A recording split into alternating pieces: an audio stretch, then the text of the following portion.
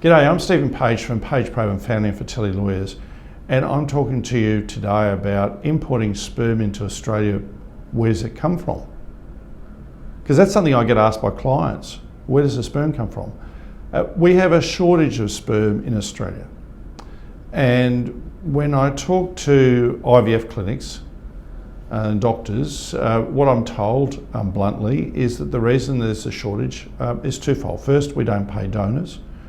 And second, a lot of men were scared off because of the possibility that their donor conceived offspring may come knocking one day and say, hi, we'd like to have an inheritance from your estate. Now, the fact that they won't be parents is beside the point.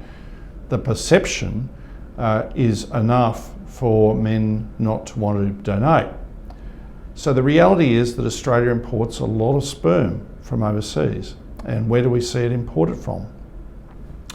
Primarily the United States. There are a number of sperm banks in the United States that export to Australia. But increasingly there's been some diversity. In the past there's been a good number of sperm imported from Denmark. But we are now starting to see sperm imported from elsewhere in Europe and from Malaysia, and there have been suggestions of sperm being imported from Latin America, but primarily from the United States and primarily from a couple of sperm banks. A couple of years ago, when we're in the midst of the, it's 5 years ago now, we're in the midst of the COVID pandemic, men in the United States stopped donating, and as a result of which there was a shortage of sperm donors in the United States, and no surprise there was a ripple effect here.